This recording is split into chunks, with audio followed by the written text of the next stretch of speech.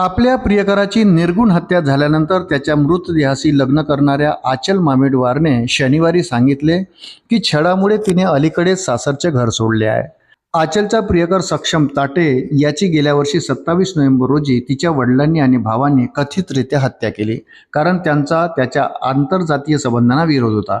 या हत्येनंतर आचलने सक्षमच्या मृतदेहाशी लग्न केले आणि त्याच्या कुटुंबासोबत राहू लागली.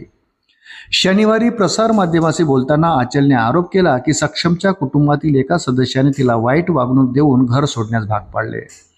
ती म्हणाली की मी सक्षमच्या आईवडिलांना सांगितले, पण त्यांनी माझ्यावर विश्वास ठेवला नाही. आचलने दावा केला की ती पोलिसांच्या परवानगीनेच सासरचे घर सोडून तिच्या आजीच्या घरी राहायला गेली. मात्र टाटे परिवाराकडून तात्काळ कोणतीही प्रतिक्रिया मिळालेली नाही. आचलने दावा केला की ती पोलिसांच्या परवानगीनेच घरातून बाहेर पडली आणि पोलिसांनी तिला एका नातेवाईकाच्या घरी पोहोचवले. सक्षमच्या हत्येनंतर तिला पोलीस संरक्षणही पुरवण्यात आले होते. सक्षम आणि आचल एकमेकांना 3 वर्षापासून ओळखत होते आणि त्याहूनही अधिक काळापासून त्यांचे एकमेकावर प्रेम होते.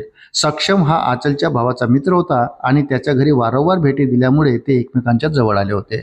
सक्षम वेगळ्या जातीचा असल्यामुळे त्याच्या भावाला त्याच्या नात्याबद्दल कळल्यावर त्याने विरोध करण्यास सुरुवात केली. कुटुंबाने अनेक धमक्या दिल्या, पण आचलने ऐकले नाही. यानंतर आचलच्या भावाने आणि वडिलांनी सक्षमची हत्या केली होती. अशाच नवनवीन अपडेटसाठी व्हिडिओला लाईक आणि चॅनलला सबस्क्राईब जरूर करा. धन्यवाद.